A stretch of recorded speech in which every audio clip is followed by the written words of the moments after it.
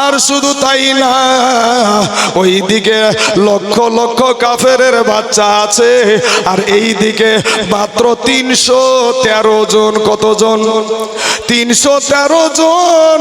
এই 313 জনের পক্ষে এক নম্বরে আমার নবী বাবাজি সেনাপতির দায়িত্ব পালন করবে, আর তার পক্ষে থাকবে আমার আল্লাহ। আর বাবাজি সৈন্য হয়ে নামবে আল্লাহর ফারিস্তারা,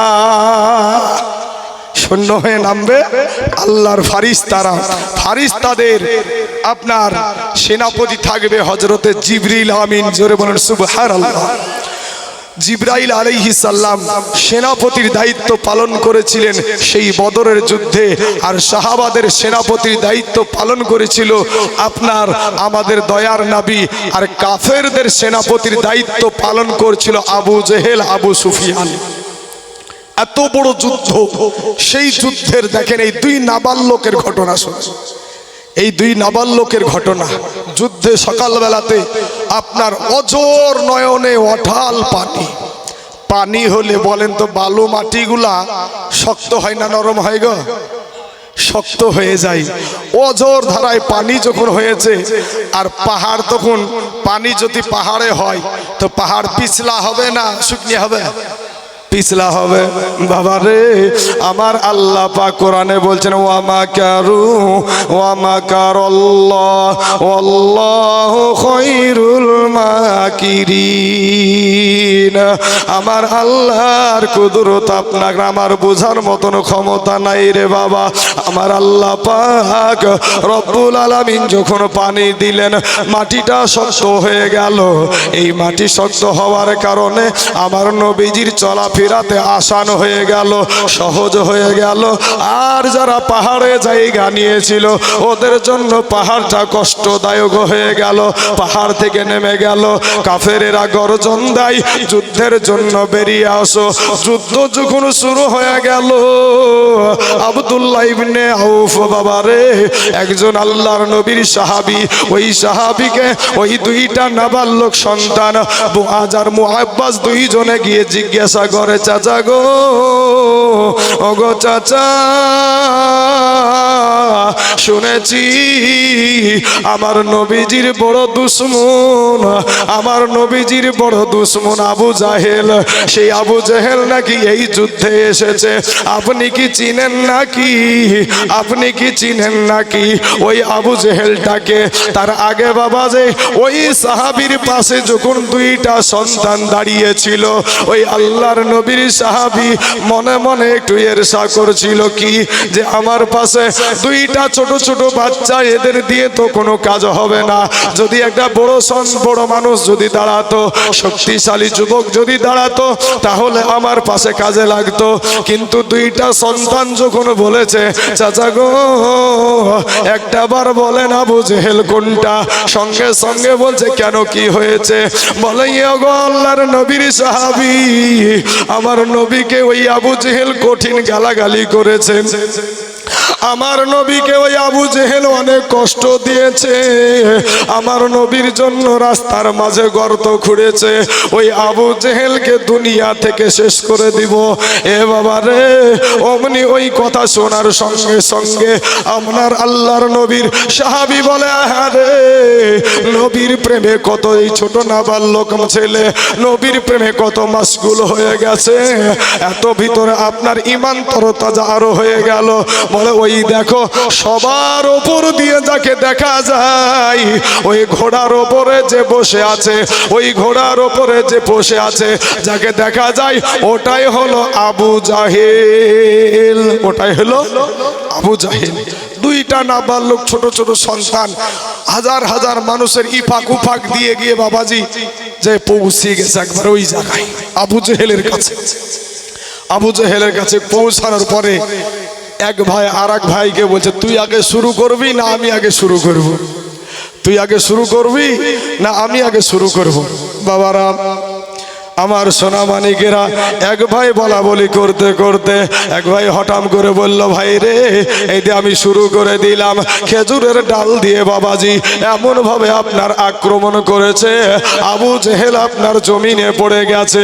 আর যখন আর খেজুরের ডাল ছিল না, আমার আল্লাহর কুদরতে ওই খেজুরের ডালটা বাবা তরবারিতে পরিণত হয়েছিল। জোরে বলেন সুবহানাল্লাহ।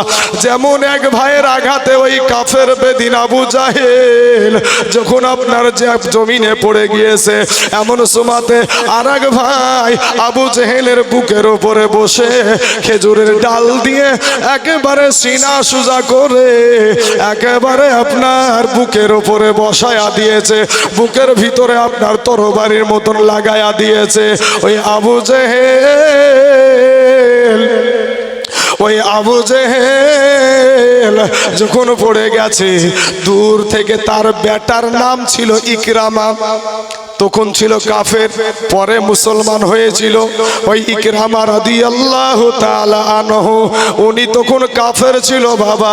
ওই কাফের অবস্থায় দেখছে আমার বাপ তো শেষ, দৌড়ে গিয়ে দেখছে বাপ জমিনে পড়ে আছে, বুক দিয়ে খুন বের হচ্ছে, পা দিয়ে খুন বের হচ্ছে, রক্ত বের হচ্ছে। এমন সময়তে আপনার একটা সন্তানের হাতে এমন ভাবে আঘাত করলো, এক হাত কেটে ঝুলতে আরম্ভ করে দিয়েছে। যখন এবার আপনার মুসলমানের দলেরা দেখছে ওই দুই সন্তানকে আক্রমণ করছে, মুসলমান সাহাবারা ছুটে যখন গেলেন, ইকরামা তখন দূরে সরে গেল। ইকরামা তখন দূরে সরে গিয়েছে। আল্লাহর নবীর এক সাহাবী বলছে, আবু জেহেল, এবার তোর শিন, তোর গলা থেকে, তোর গর্দান থেকে মাথাটা আমি আলাদা করব। তোকে কারা মেরেছে তুই জানিস? তুই এত বড় লিডার ছিলি। এ যুবকেরা, এ ভাইয়েরা, আজকে যারা এত মাস্তান, এই কথা তাদেরকে স্মরণ করিয়ে দিও। মিশরের জাদুঘরে এখনো ফেরাউনের লাশ আছে, ফেরাউনের লাশ এখনো আছে। মাটিতেও খাই না, পোকাতেও ছয় না, মশাতেও ছয় না, পানিতেও নেই না। বিষয়টা কি? বিষয়টা হলো আল্লাহ এবং আল্লাহর নবীর সাথে মাস্তানি, আল্লাহ এবং আল্লাহর নবীর সাথে মাস্তানি। মুসলমান বাবাজিরা, আমার ভাই জানেরা গো, ওই আবু জেহেলের মাথা থেকে, গর্দান থেকে মাথাটা আলাদা করে নিয়ে আমার নবীর দরবারে হাজির করে দিল।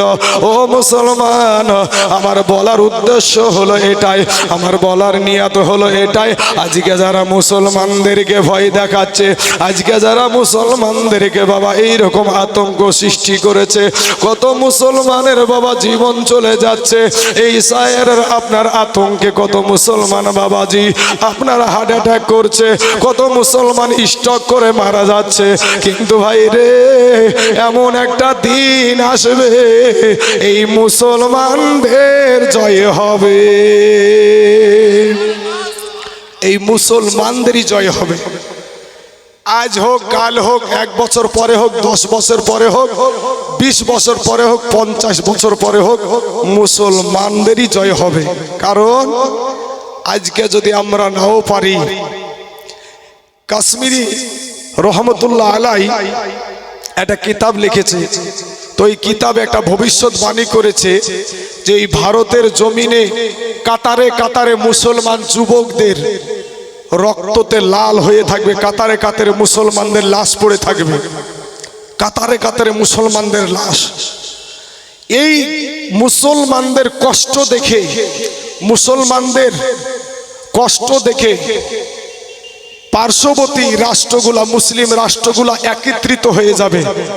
বাংলাদেশ, পাকিস্তান, আফগানিস্তান একজোট বেঁধে সবাই মিলে একসঙ্গে আক্রমণ করবে ভারতের উপরে। যখন ভারতের উপরে আক্রমণ করবে, ভারতকে মুসলমানেরা জয় করে নেবে। এরপরে ভারতকে যখন জয় করে নেবে, ভারত যখন মুসলমানদের হাতে চলে আসবে, তখন সারা পৃথিবীর বিধর্মী হবে একদিকে আর মুসলমানেরা হবে একদিকে, দিয়ে শুরু হবে ৩য় বিশ্বযুদ্ধ। শুরু হবে ৩য় বিশ্বযুদ্ধ। সেই যুদ্ধ শাহ কাশ্মীরি রহমতুল্লাহ আলাই এই ভবিষ্যৎবাণী করে গেছেন। দেখেন তাই ঘটবে। তারপরে যদি এটাও যদি আপনি ছেড়ে দেন, ইমাম মাহাদি নামে আসবে একজন, এটা কি শুনেছেন আপনারা? ইমাম মাহাদি। তো সেই ইমাম মাহাদি আসবে, তিনার নাম হবে মুহাম্মদ। আসল নাম হবে মুহাম্মদ। তার বাবার নাম হবে আব্দুল্লাহ, তার মায়ের নাম হবে আমেনা। তার বংশ হবে আপনার মা ফাতেমার বংশ, শেরে খোদা আলীর বংশ, নবী বংশের সন্তান হবে।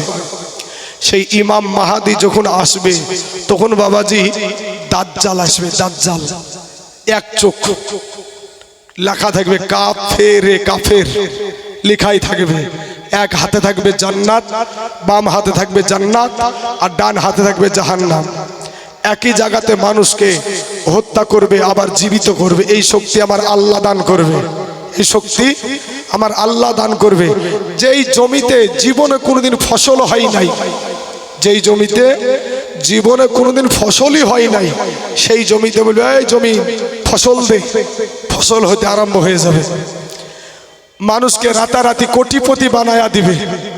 এবার যারা মুহে বুঝতে পারছেন না, ভাববে যে এই বিশাল আল্লাহর ওলি চলি এসেছে রে, মুরিদ হবে ওর কাছে। আর একটা যুবক ছেলে বলবে না, তুমি আমার আল্লাহ হতে পারো নাই, আমার আল্লাহ নিরাকার, অতএব আমার আল্লাহকে দেখা যায় না, তোমাকে যেহেতু দেখা যাচ্ছে তুমি নিশ্চয় সেই দাজ্জাল। বলে তুই কি জানিস এখানেই তোকে আমি মেরে ফেলতে পারি, আবার এখানেই তোকে জীবিত করতে পারি। হাজার হাজার মানুষের সম্মুখে ওখানে ওকে মেরে ফেলবে, আবার জীবিত করবে। ওই যুবকটা বলবে আমি আরো বিশ্বাসী হয়ে গেলাম যে তুই পাকা দাজ্জাল, আরো বিশ্বাসী হয়ে গেলাম যে অনেক আলেম উলামা এটা ওয়াজ করেছে, আমার নবী বলে গিয়েছেন, তো আমি বিশ্বাস করে নিলাম যে পাকা দাজ্জাল। তখন ওই ছেলেটাকে আর মারতে পারবে না। বাবাজি আমার সোনা মানিকেরা, ইন দি মিন টাইমে এই ইমাম মাহাদি 40 বছর পর্যন্ত এমন বেশে চলবে, কেউ ওর সঙ্গে একটা মেয়ের বিয়ে দিতেও চাইবে না, নিজের মেয়ের বিয়ে দিতেও চাইবে না। এত আপনার পাগল বেশে থাকবে।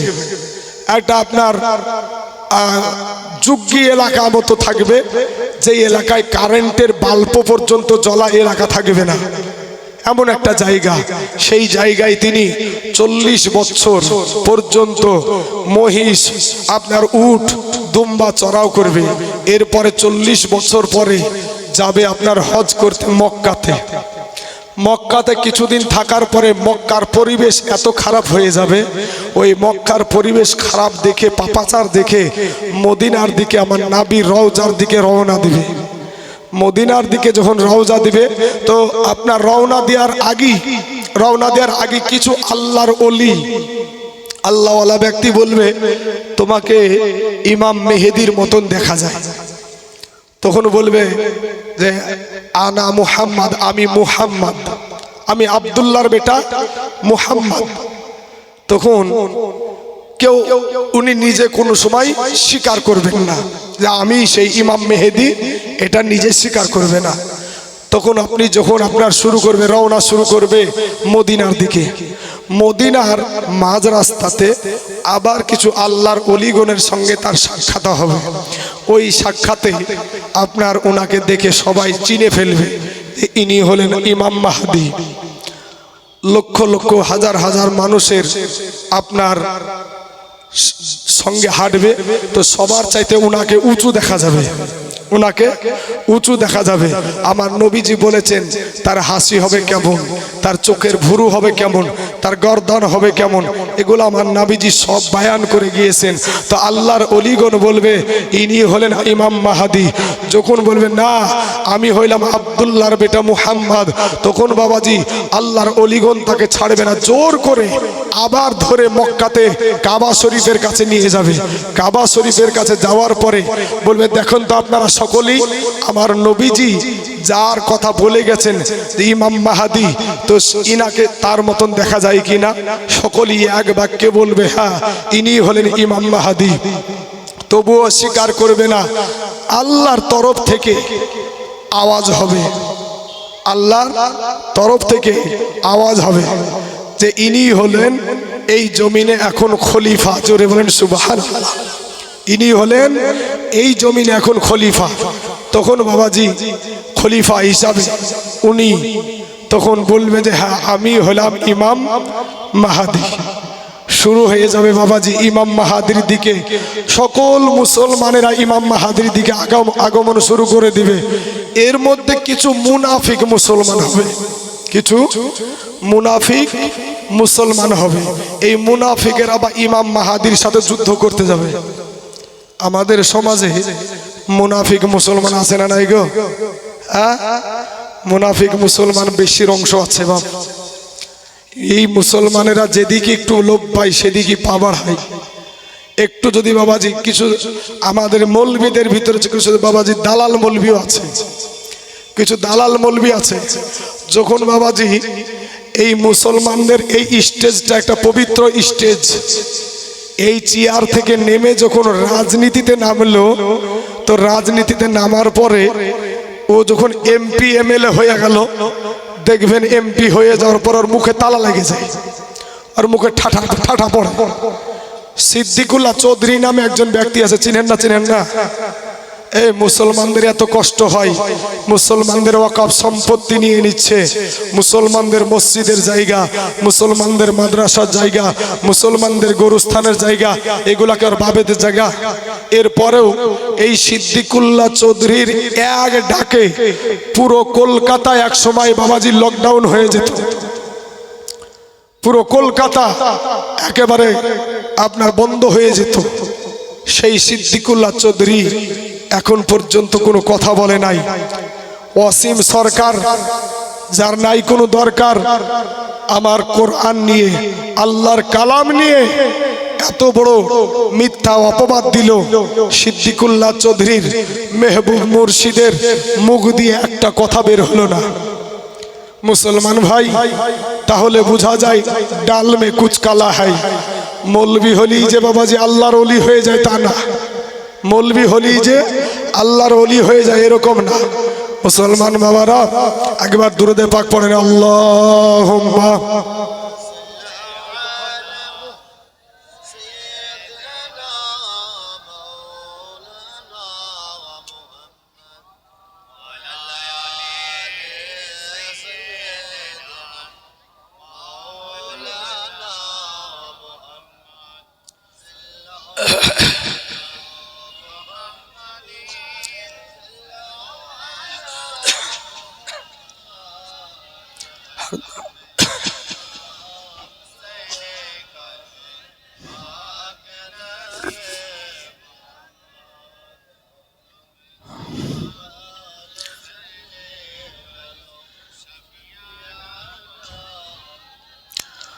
সাল্লাল্লাহু আলাইহি ওয়াসাল্লাম।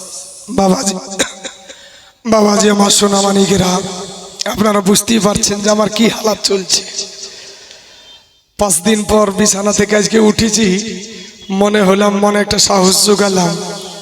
তো আপনাদেরকে বলবো যে আপনারা হয়তো আপনাদেরকে সেরকম করে আমি যেরকম বক্তব্য রাখি ওরকম হয়তো পারছি না, তো উঠে যায়েন না।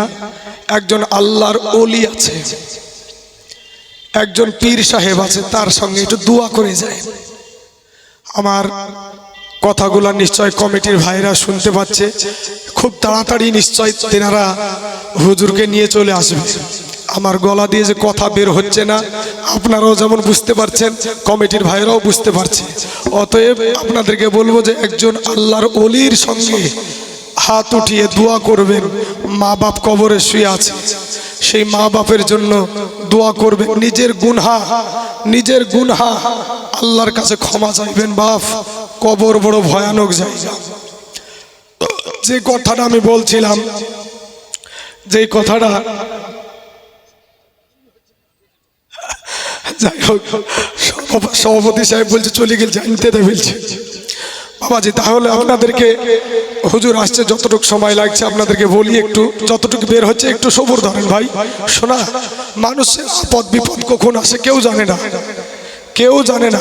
আমার মাইকের আওয়াজ, আমার গলার আওয়াজ, মাইকের আওয়াজ দরকার হয় না। আল্লাহ এরকম আওয়াজ দিয়েছে, কিন্তু শেষ হয়ে গেছে। তো আমি আপনাদেরকে যে কথাটা বলছিলাম, সেই ইমাম মাহাদি রহমতুল্লাহ আলাই উনি যখন আসবেন তো আপনার ঈসা নবী আপনার আমাদের শেষ নবীর উম্মত হয়ে এই দুনিয়াতে আবার আসবে। ঈসা নবী আসার পরে দাজ্জালকে কেউ মারতে পারবে না, দাজ্জালকে কেউ মারতে পারবে না। ঈসা নবীর নিঃশ্বাসে তার মরণ ওষুধ রয়েছে, জোরে বলেন সুবহানাল্লাহ। ঈসা নবীর নিঃশ্বাসে, এই নিঃশ্বাস যখন তার শরীরে লাগবে এমনি এমনি শেষ হয়ে যাবে। মুসলমান ভাই, তাই আপনাদেরকে বলবো, ভাই রে আমার, আপনার আমার কালেমার ভাই, আপনাদেরকে বলি যে আপনারা দুনিয়া থেকে যেতে হবে এটা বিশ্বাস রাখেন। আর যারাই আমাদেরকে এইভাবে আতঙ্ক করছে আল্লাহর উপরে ভরসা রাখেন। আমাদের হাতে কোনো অস্ত্র নাই, আমাদের হাতে কোনো রকমের, আমরা নিরস্ত্র।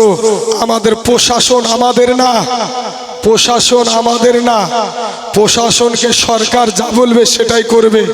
কেন্দ্র সরকার যেটা বলছে সেটাই প্রশাসন করছে, অতএব প্রশাসন আমাদের না। তাহলে আমাদের একটা জিনিস মনে রাখবেন যে আমাদের কেউ না থাকলে আমাদের আল্লাহ আছে, আমাদের আল্লাহ আছে। এই আল্লাহ পর যদি আমরা ভরসা রাখি, দুনিয়ার কারো প্রতি যদি ভরসা না রেখে আল্লাহর উপরে যদি শুধু ভরসা রাখি, আমার আল্লাহ আমাদের জন্য রাস্তা ক্লিয়ার করে দিবে। আপনারা শুনেছেন মুসা নবীকে 3 দিক থেকে ঘেরাও করে ফেলেছে। কয় দিক থেকে? 3 দিক থেকে ঘেরাও করে ফেলেছে। তো 3 দিক থেকে যখন ঘেরাও করে ফেলেছে, আর একদিকে 4 দিক হয়, 4 দিকে পালানোর রাস্তা হয়। তাহলে 3 দিক থেকে ঘেরাও করে ফেলেছে, তো একদিকে আপনার সাগর আর 3 দিকে আপনার ফেরাউনের সৈন্যবাহিনী। আমার আল্লাহ পাক বললেন, মুসা তোমার হাতে ওটা কি? বলল, আমার হাতে এটা লাঠি।